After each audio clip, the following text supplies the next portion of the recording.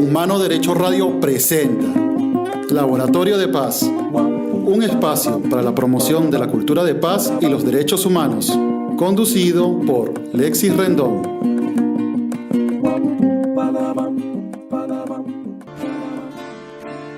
Bienvenidos a Laboratorio de Paz, les habla Lexis Rendón.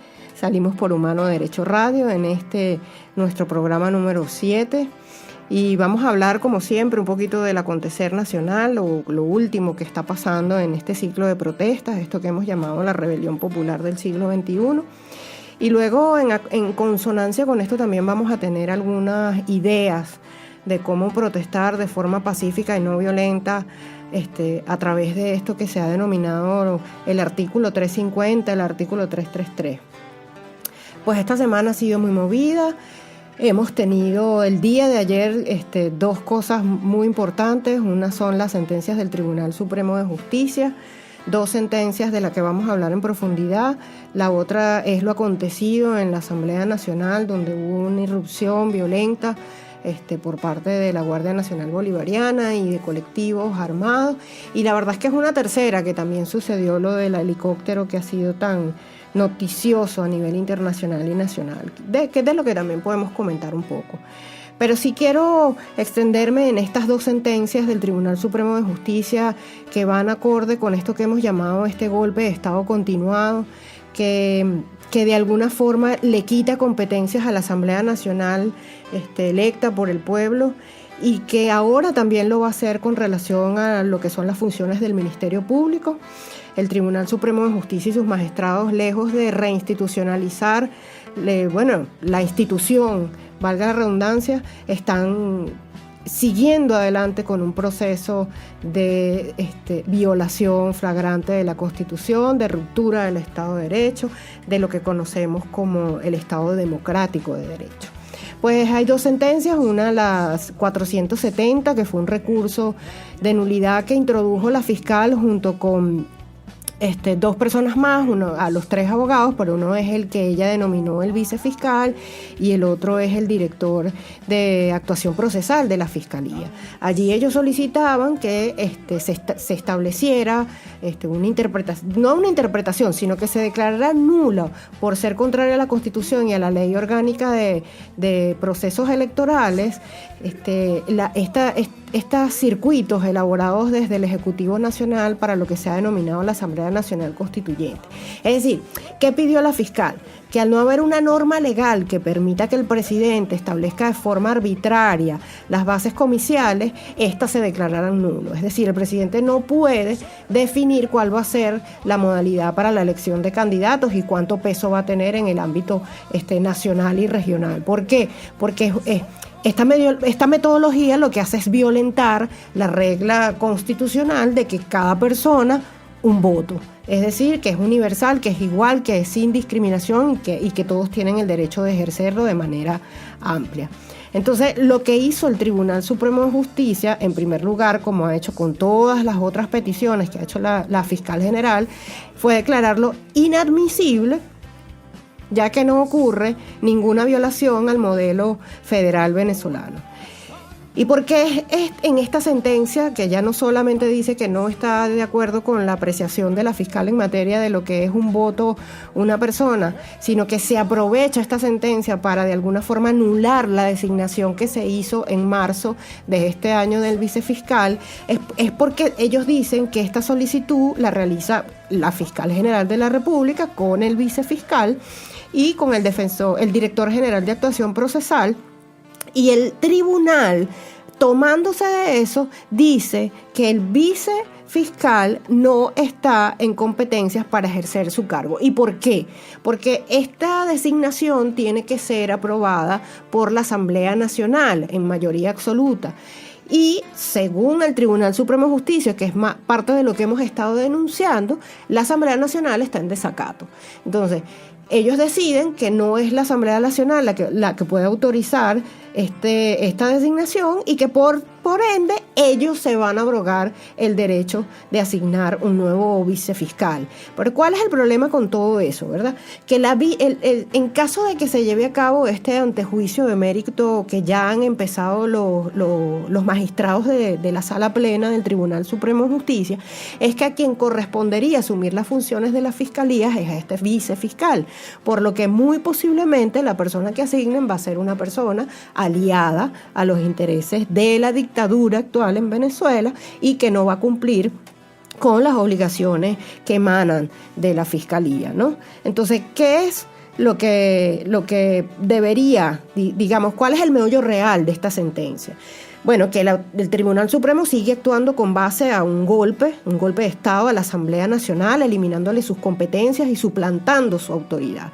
Además, violando el Estado de Derecho, la separación de poderes, el Estado democrático de Derecho y abrogándose decisiones que para tener el control del Estado sin ningún tipo de disidencia o crítica. Y por otro lado, ¿qué consideramos nosotros que debería hacerse?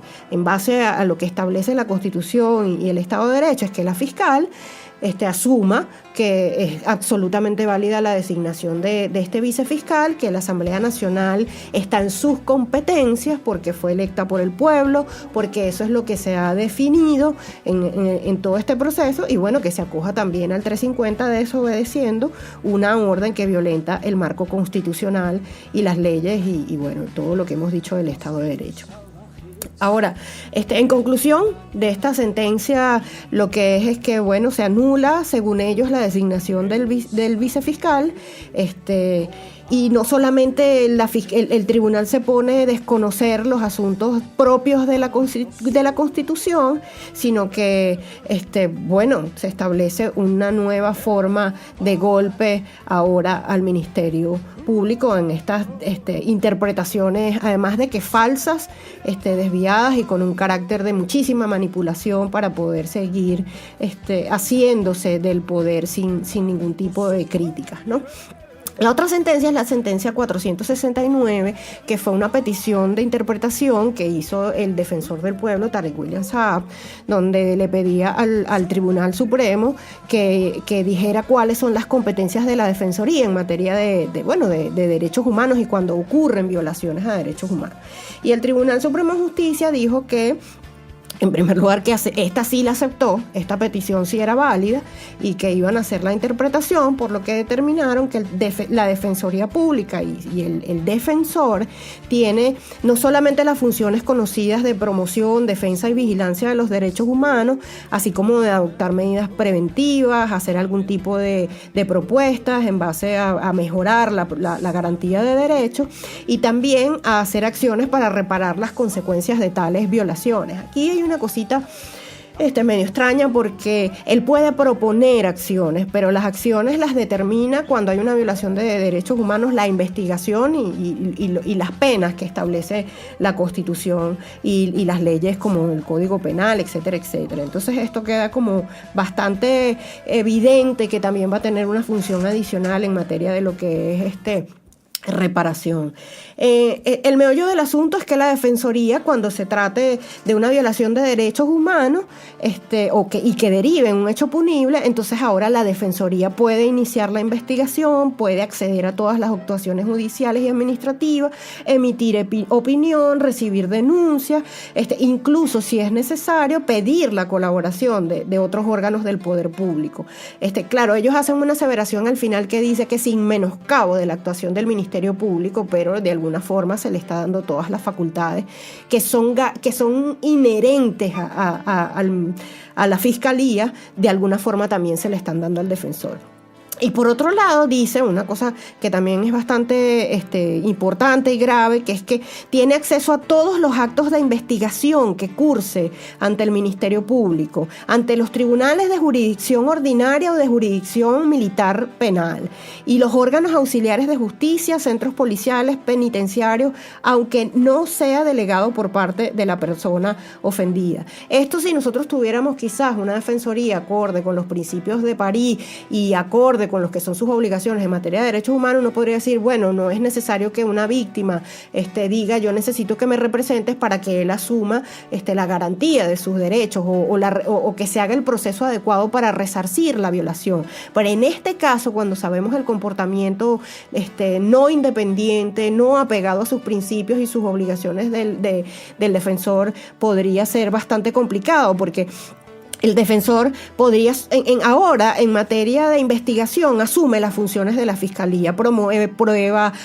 solicita órganos auxiliares que realicen diligencias de investigación, como, bueno, cuáles son las experticias del momento, de lo que sucedió, levantamientos planimétricos, reconstrucción de hechos punibles o lo que sucedió allí, las autos, es decir, todo el proceso de investigación. Entonces ahora también lo va a llevar la Defensoría, lo que de alguna forma hace una doble, tenemos una Defensoría Fiscalía paralela. Vamos a ir con un poquito de música y vamos a regresar hablando otro tantito de esto y de otras cosas. Vamos a escuchar una canción de Jerry Well, el maestro que todos conocemos, venezolano, con el tema Orinoquia, un tema hermosísimo. Ya venimos.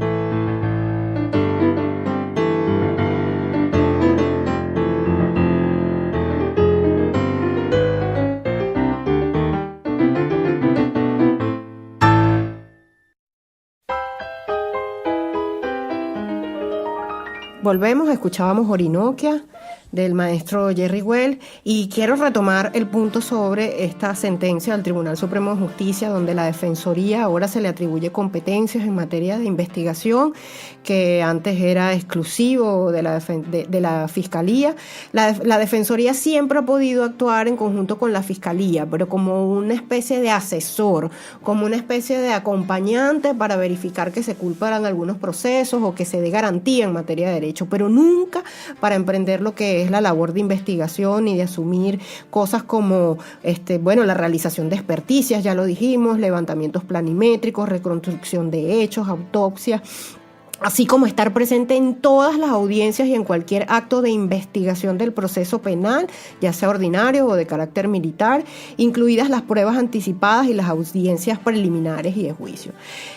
El problema con esto es que, miren, las violaciones de derechos humanos las cometen los funcionarios públicos, altos, medios, bajos, cuerpos de seguridad, cuerpos de orden público, militares. Es decir, los ciudadanos cometemos delitos y los funcionarios que tienen labor de Estado cometen violaciones a los derechos humanos.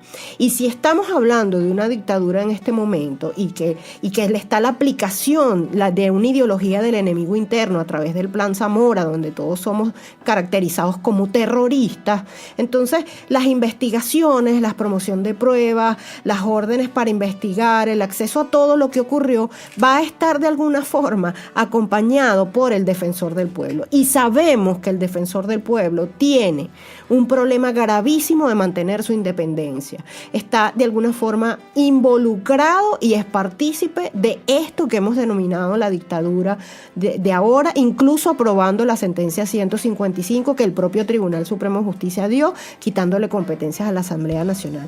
Es decir, que ahora tendremos, ¿verdad?, que frente a la Fiscalía, la investigación y las conclusiones, entonces estarán las conclusiones, la investigación del defensor, entonces esto va a ser una pugna de competencias para establecer cuál es la verdad. Y el problema de todo esto es que al final pierden son las víctimas, sobre todo cuando se trata de violación de derechos humanos. Y el problema más grave es que el defensor puede ponerse de parte de los violadores de derechos humanos o interferir en la investigación o decir que haya pruebas que no sirven, y entonces esto lo que haría es que habría muchísima más impunidad y sería muchísimo más difícil poder establecer justicia y poder establecer las penas para las que cometan las violaciones de derechos humanos. Esto es muy grave, es muy peligroso.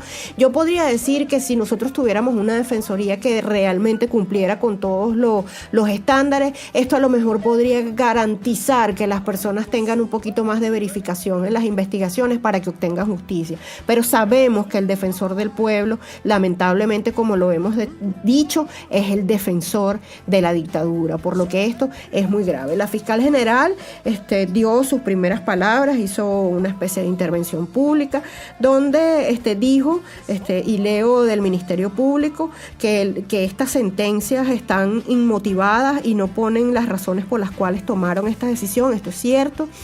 Además afirmó que se continúa con la ruptura del hilo constitucional. Esto es muy grave y que estamos ante un desmontaje progresivo no solamente del Ministerio Público y sus funciones, sino del Estado de Derecho. Reiteró que el Ministerio Público seguirá pegado y cumpliendo con el rol que emana de la Constitución para sus funciones y que lo que espera es que si se implementa, es decir, hizo una advertencia, que si se implementaba la Asamblea Nacional Constituyente, entonces ahora cualquier organismo va a poder abrogarse las funciones del Ministerio Público, incluyendo ellos mismos. Afirmó que lo que no pueden vencer con voto lo quieren vencer con el derecho penal, eso tratando de hacer una analogía de las palabras de ayer gravísimas del presidente de la República, cuando dijo que lo que no podían conseguir con los votos lo iban a hacer a través de las armas, haciendo un llamado a la violencia contra un pueblo que está en las calles protestando y que también son sus ciudadanos y son venezolanos. Gravísimo. Y la defensora hizo una similitud diciendo que lo que no pueden vencer con los votos lo quieren hacer a través del derecho penal. Señaló que todos los caminos están cerrados y que estamos ante un terrorismo de Estado, y volvió a repetir que solamente una minoría quiere imponer una Asamblea Nacional Constituyente que va a derogar la Constitución y el Estado como lo conocemos. Estamos atravesando momentos difíciles, para la República, para el país, y es muy importante que todos sepamos, bueno, lo que puede suceder.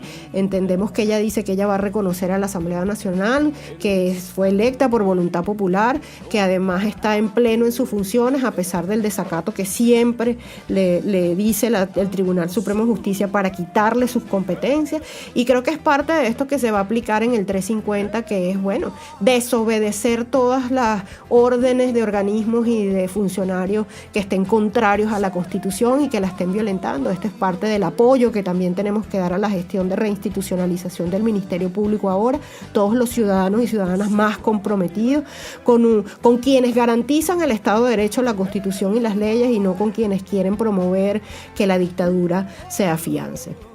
Bueno, ayer pasando a otras cosas, otra de los sucesos, bueno, lo de la Asamblea Nacional, muy lamentable. Al parecer se encontraron unas cajas provenientes del CNE en un área que está destinada a la Guardia Nacional Bolivariana, y vimos esta agresión inaceptable, además inédita, de un coronel de la Guardia Nacional Bolivariana contra el presidente de la Asamblea Nacional, no solamente poniendo en duda su competencia, su autoridad, sino que además empujándolo de manera vejatoria. Mucha gente dice que el presidente de la Asamblea no se comportó como debía. Yo creo que fue un comportamiento íntegro de un demócrata, de un ciudadano que no va a utilizar la violencia, y nos da un ejemplo a nosotros de que ante este tipo de provocaciones militares, autoritarias, con toda la falta de ética posible, tenemos que mantenernos más centrados en lo que queremos, que es dar ejemplo cívico de que esta Venezuela puede ser distinta. Este coronel, al parecer, es una persona que ha participado no solamente en otro tipo de actos.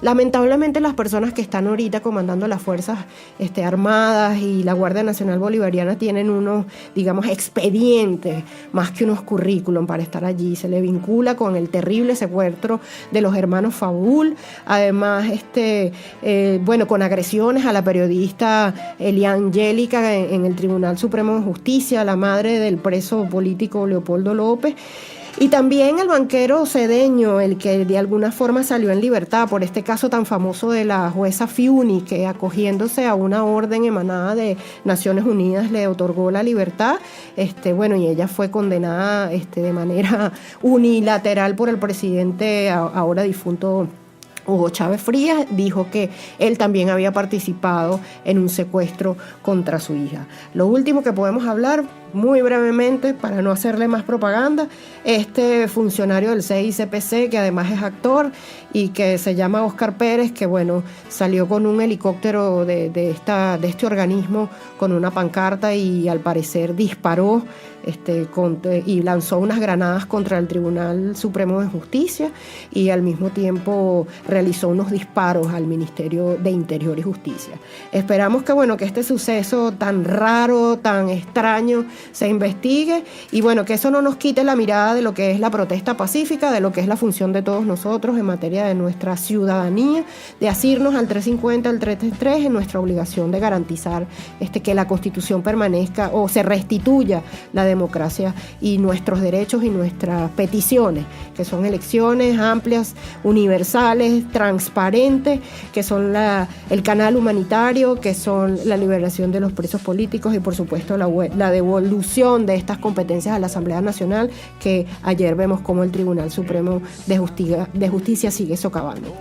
Vámonos ahora con otro poco más de música. Ahora vamos a escuchar puros temas de Led Zeppelin, porque en estos tiempos uno tiene que escuchar la música que lo levanta, que lo pone activo, que lo pone chévere para las protestas, para seguir teniendo argumentos para hacer cosas.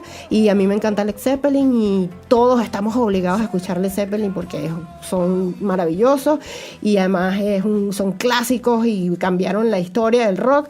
Y vamos con un tema que a mí me encanta, que además es un tema resumido, que es Kashmir, y ya volvemos.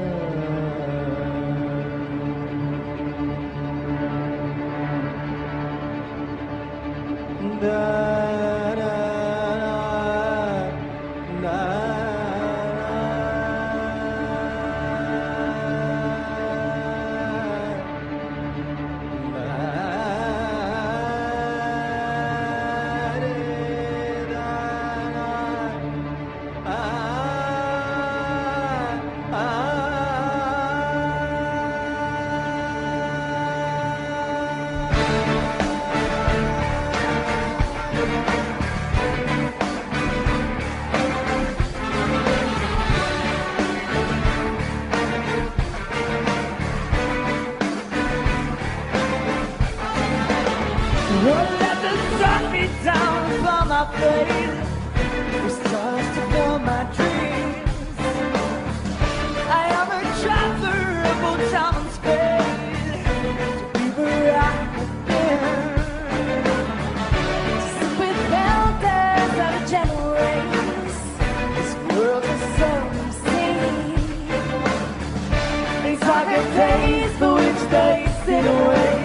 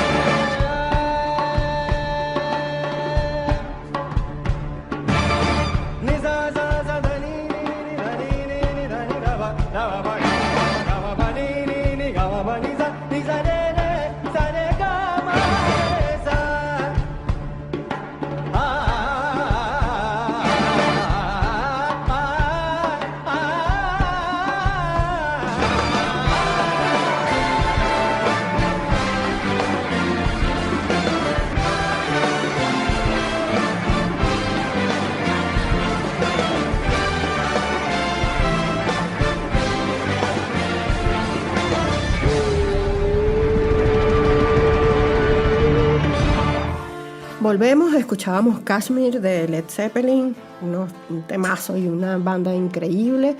Y quiero ahora, después de hablar de todo esto que está sucediendo, lo que sucedió en la Asamblea Nacional y estas sentencias, hablar un poquito de la resistencia no violenta, que es parte de este llamado al 350, que tiene que ver con la desobediencia civil. Qué bueno que es esto, es la resistencia activa, no violenta, una resistencia, digamos, pacífica, que de alguna forma es una táctica, son tácticas de protestas muy relacionadas con la desobediencia civil, y que lo que quiere es justamente un logro, un cambio político, social y cultural, sin necesidad de ir a las armas, sin necesidad de emplear la violencia, los insultos, las descalificaciones o las agresiones físicas. Utiliza, por supuesto, las protestas simbólicas, los actos de no cooperación son muy importantes en las áreas políticas y económicas. Y en este sentido, lo que estábamos hablando de la fiscal, ese acto de no cooperación con esto que está emanado del Tribunal Supremo de Justicia y que seguramente la va a poner en una posición muy difícil si ellos nombran un vicefiscal que no es el que ella nombró y que no es el que aprobó la Asamblea Nacional. Creo que todo va por lo que pareciera, y este atrincheramiento del Estado, del gobierno, perdón, en mantener su Asamblea Nacional Constituyente y la derogación de la Constitución, pues creo que cada vez más vamos a tener que aprender que estos actos de no cooperación son absolutamente necesarios para que podamos tener un cambio y tener resultados en las exigencias que estamos haciendo. Resistencia no violenta, activa. Quiere decir que se diferencia un poco de la pasividad, que no es solo negarse a hacer lo indicado desde lo convencional al poder, sino que tiene que ver con una forma ética de hacer las cosas, no solamente negándonos a colaborar, sino también haciendo propuestas, construyendo cosas. Es decir, la resistencia no violenta activa significa que al mismo tiempo que estamos protestando, también estamos proponiendo, estamos generando formas de intercambio social, cultural, que van a ser también a futuro muy importante para todos, porque va a definir nuestra ética con relación a lo que viene.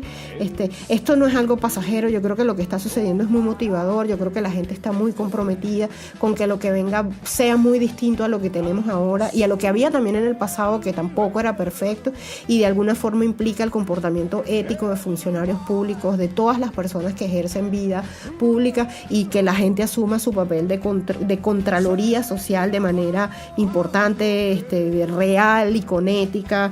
Vamos a tratar de superar esto del clientelismo, del paternalismo de Estado, de dependencia ciega de los beneficios del Estado. Yo creo que están pasando cosas importantes y tienen mucho que ver también con este aprendizaje muy duro que nos ha tocado en estos últimos años y en estos últimos meses con esta absolución del Estado de Derecho y de la democracia.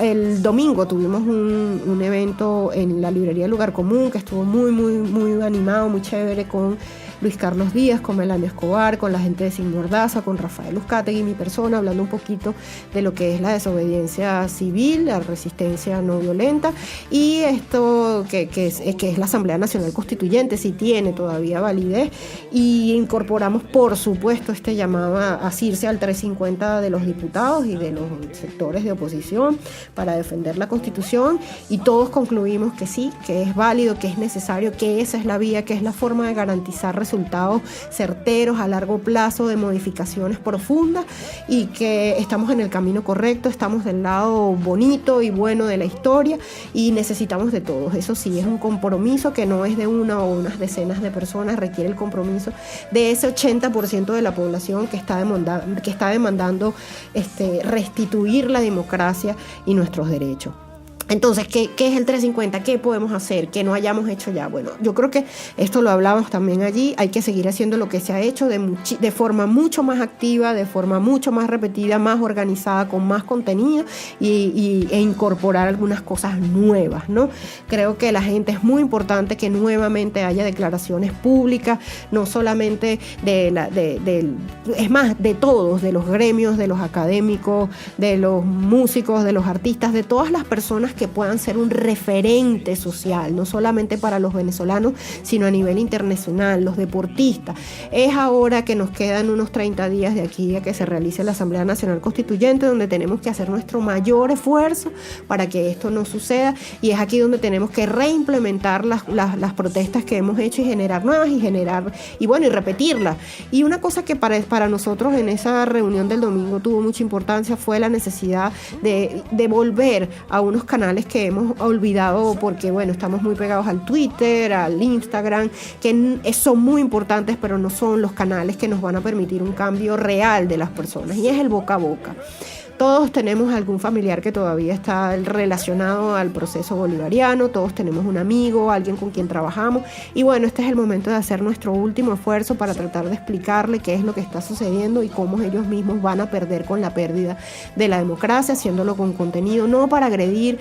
Entendamos que nosotros tenemos que fracturar, son esas líneas de poder, de actuaciones, de funciones que de alguna forma garantizan que el Estado autoritario siga manteniéndose, pero no es a las personas, es a esas funciones de poder las que tenemos que cuestionar y las que tenemos que hacer, quebrar en obediencia incluso al incumplimiento de la Constitución.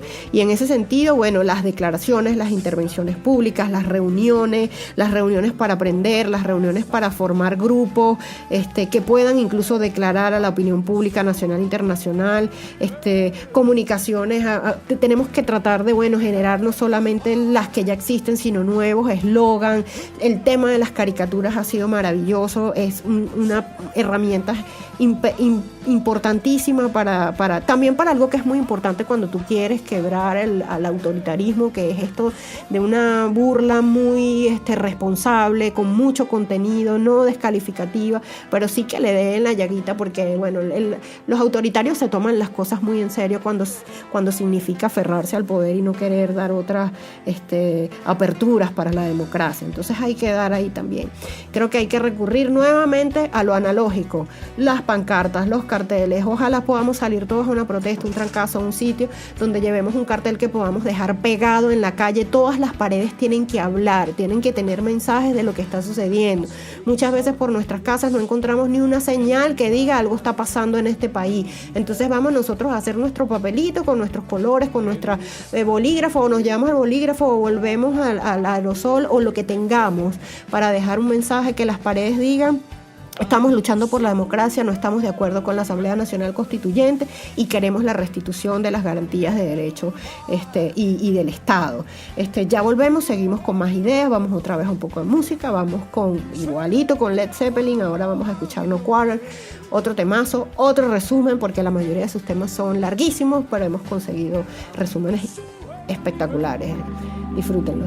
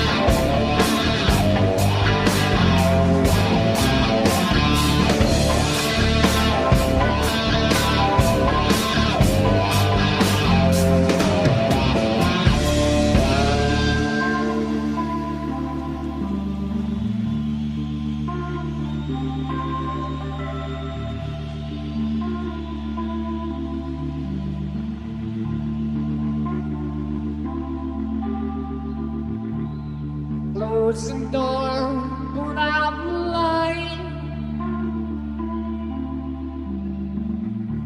You know they won't be home tonight. Oh no, it's no false heart, don't you know?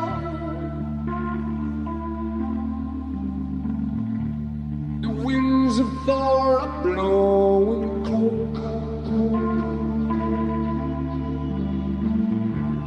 They wearing steel despite the truth. Oh, oh, oh, to build a dream for me and you. That you found where no one. Oh,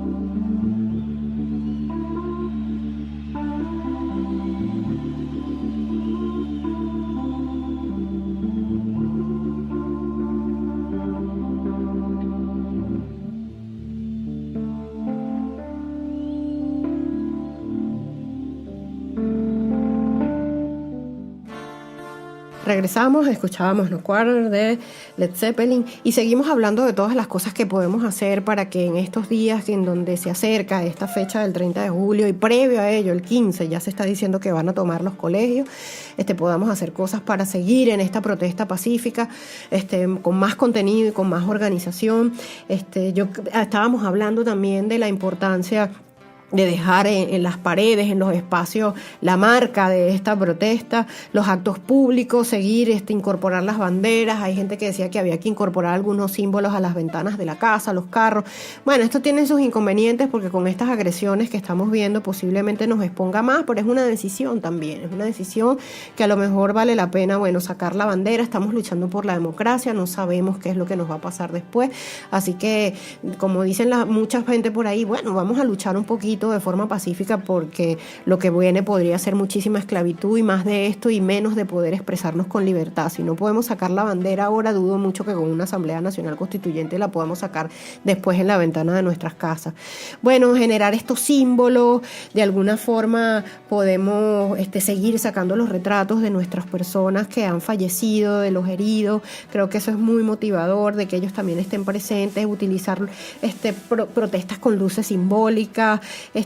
Yo quiero hablar algo de lo que se denominó el scratching. Hay gente que no le gusta. Yo creo que los scratching son modos de avergonzar a las personas que de alguna forma están siendo parte de la dictadura y de la opresión. Lo que pasa es que necesita de muchísima contenido y de entender dónde se traspasa la línea de lo que es la ofensa y el no respeto de la dignidad del otro. Pero creo que una persona que de alguna forma está usufructuando del erario público y de la opresión de otros tiene que ser señalada y tiene que ser de alguna forma mostrada para que tenga un poquito de vergüenza de lo que está contribuyendo, porque nosotros contribuimos con el Estado por omisión o por hacerlo porque lo entendemos y lo hacemos de manera consciente, pero también la omisión o ver para otro lado o sacar provecho de lo que significa esta opresión de la dictadura nos hace responsables, nos hace culpables también de alguna forma de que este estado de cosas se mantenga y que haya discriminación con otras personas y opresión hacia otras personas.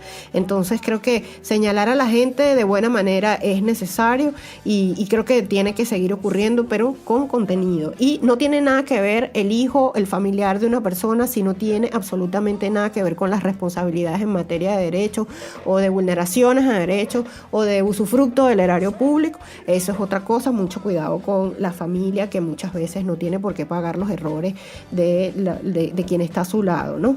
Y en este sentido quería ser clara con los scratching. Yo no estoy en desacuerdo. Yo creo que incluso a nivel internacional hacer algún tipo de parada frente a las embajadas y los sitios de poder de Estado hace que afuera se entienda que aquí está pasando algo. Se eliminaron los scratches, se eliminaron las tomas afuera y nadie afuera está hablando nuevamente de Venezuela porque la visibilización está precisamente en esto de irrumpir en la cotidianidad del otro para que entiendan que hay cosas muy graves que están pasando y que tienen que elevar su voz en apoyo, porque la gente no tiene por qué afuera saber lo que ocurre en Venezuela si nosotros mismos no hacemos un esfuerzo porque se pongan del lado de los que están padeciendo esta dictadura.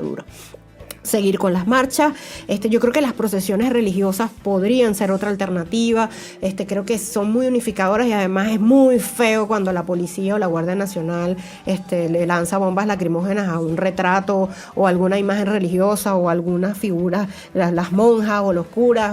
Yo creo que ahora tiene que haber también una involucración de muchos sectores, la responsabilidad de los medios de comunicación, muchos medios y muchos periodistas que de alguna forma sienten que no pueden hablar porque, los van a censurar. Aquí hay que tomar una postura, hay que tomar una posición frente a ello, porque si estamos en 350, estamos en 350 todos, y la obediencia debida para los funcionarios públicos no vale, pero también para las empresas privadas. Tu responsabilidad es con la Constitución. Hay mucha gente que se ha inventado premios. Yo creo que las asambleas públicas en los sectores populares son muy importantes porque va a permitir reuniones que en otras ocasiones son muy difíciles de hacer, y ese es el momento también para sacar las banderas, los pitos y rayar o pegar los carteles en las calles y hacer alguna toma simbólica de los espacios, desterritorializar el espacio. Yo creo que estaría chévere que los funcionarios públicos, aquellos que tienen miedo por persecución o por algún tipo de amedrentamiento a expresarse, es válido, lo entiendo. Yo creo que es momento de hablarlo, es momento de decirlo y de hacer presión a lo interno de las instituciones públicas, pero unos mensajitos en el baño bien hechos tampoco están de más. Creo que a lo mejor en los ascensores hay sitios donde se pueden dejar mensajes para que la gente entienda que también adentro hay dudas y hay resquemor con la obligación, digamos, no con la obligación, con sentirse de alguna forma atemorizado por represalia si no defienden la Constitución.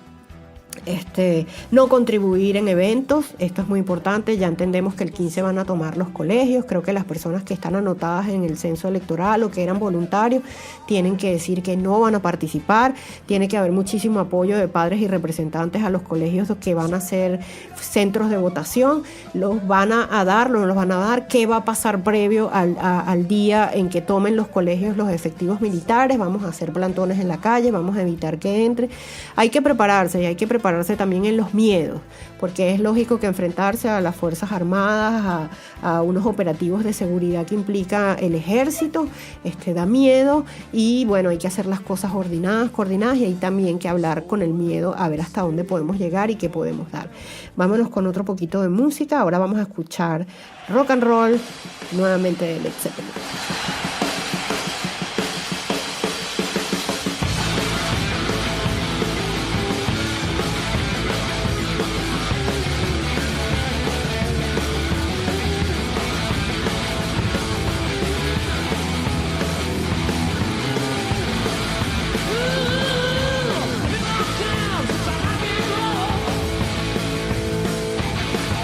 It's been a long time since I did this show.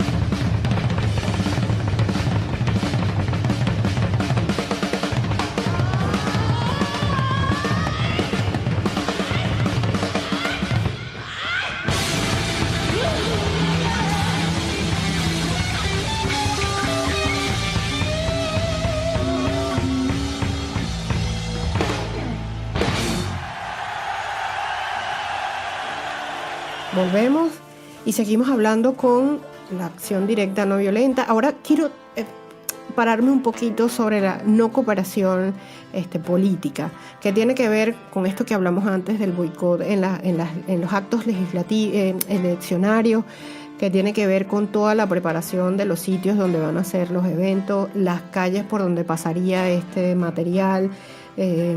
Además, cómo van a participar las personas que de alguna forma están obligadas a entender que posiblemente tengan sanciones por la ley de procesos electorales, que pueden ser desde dinero. Yo me imagino que no van a ser puestas en prisión, pero posiblemente van a haber las sanciones, y bueno, eso es parte de los riesgos y de asumir la voluntad de cambio, que tenemos que también entregar algunas cosas más de libertad, lamentablemente, para lograr los fines que queremos. Creo que, bueno, hacer algún tipo de... Supongamos que la Asamblea Nacional Constituyente se dé, porque ese era uno también de los planteamientos que teníamos. Bueno, ¿se acaba el mundo? No, lo que hay es que asumir con mayor fortaleza el tema de la no cooperación, porque esto va a significar que posiblemente cada uno de nosotros tenga que asumir cómo combatir una dictadura de este tipo, y es responder a las instituciones que para nosotros serían las que de alguna forma garantizan la Constitución. Podría ser la Asamblea Nacional, la Fiscal General de la República. Me imagino que los diputados tendrán que constituir un nuevo magistrados, un nuevo Tribunal Supremo de Justicia, y eso significa una pugna de dos poderes muy fuertes. A lo mejor para muchas personas será unas medidas extremas, pero es que estamos en dictadura, y mucha gente dice, bueno, retirar los colegios, los niños o la gente de los sitios educativos que forman parte del gobierno, retirar el dinero en las cuentas de ahorro que están en los bancos del gobierno. ¿Estamos dispuestos a eso? Hay muchísimas cosas para hacer no cooperación política, pero significa que también nosotros tenemos que dejar de tener algunos beneficios producto de esta dictadura, que es parte de lo que la sustenta, ¿no? Cómo tiene poder en nuestras vidas cotidianas y cómo empezamos a limitarles ese poder en nosotros, a pesar de que eso signifique un mayor sacrificio. Hacer un boicot a las organizaciones que apoyan al gobierno. Yo creo que parte de lo que se había dicho de estos periódicos que son panfletarios, que generan instigación al odio, que de alguna forma no dicen la verdad de lo que está sucediendo, niegan la verdad y además criminalizan a la gente que protesta. Bueno, estas personas que de alguna forma son las que invierten en estos periódicos, estas empresas, empezar a decirle que dejen de apoyar este tipo de medios, que lo que hacen es favorecer el Estado de la dictadura, de la no garantía de derechos. Denegación de la asistencia a los agentes encargados de hacer cumplir, las órdenes del Estado, las funciones del Estado. La negativa de aceptar los funcionarios que de alguna forma este Estado cree, que yo creo que son estos asambleístas que están de alguna forma participando en un proceso que violenta la Constitución, son responsables ante la ley de un proceso que va a aniquilar el Estado de Derecho más de lo que ya está, la democracia, etcétera. Todos ellos asumen la responsabilidad de ser constituyentistas y por lo tanto también asumen la responsabilidad ante la ley de infringir la Constitución y la democracia. Todos ellos deberían también ser señalados y sometidos a un poquito de vergüenza por ser parte de este golpe a la Constitución. Y de alguna forma también, negarse un fiscal que sea determinado por el Tribunal Supremo de Justicia, una nueva Asamblea Nacional, de ahora constituyente, que limite el carácter de la Asamblea Nacional, pues vamos a tener que elegir entre obedecer unas y otras, y eso significa arriesgar. Luchar por la democracia a través de la no violencia no es fácil, no es la forma quizás de la que estamos acostumbrados, pero sí es una forma en que se construye cosas a futuro, nos enseña a ser más planificados, más pacientes, más solidarios, con muchísimo más apoyo entre las personas. Y significa eso, cómo podemos de alguna forma fracturar lo que hace que el poder tenga poder sobre nosotros, y esto significa no cooperar, salir cada vez más con mayor fuerza y mayor contenido a las calles a tratar de decir aquí y al mundo: no estamos de acuerdo con esto, y es posible parar la Asamblea Nacional, y es posible exigir que haya una retoma del hilo constitucional y de la democracia. Está en todos nosotros somos voz y podemos utilizar tanto los medios digitales como los medios analógicos para expresar nuestras opiniones con relación a lo que está pasando. Todos tenemos un compromiso ineludible con la Constitución, con la democracia y con nuestro futuro y el futuro de la gente que queremos, y también con aquella gente que no nos es muy simpática. Todos somos necesarios en esta Venezuela posible, en esta Venezuela que hay que construir y que hay que sacar de estas ruinas. Nos vamos nuevamente agradeciendo a Melanie y a mi abeja por hacer posible este programa. Gracias a Humano Derecho Radio. Nos vemos la próxima semana y cuídense mucho. Esto fue Laboratorio de Paz y es Lexi Rendón quien habla. Nos vamos nuevamente con Led Zeppelin, ahora Stairway to Heaven. Yes, there are two paths you can go by, but in the long run, is there still time to change the road you're on? Remember that.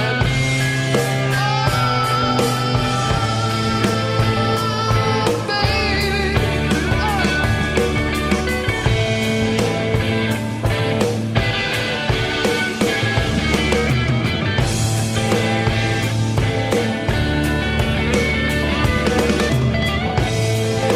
Wait a minute.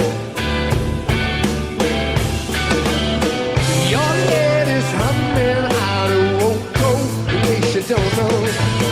The piper's calling you to join him. Dear people, can you hear the wind blow? And did you know our stairway lies on the whispering wind?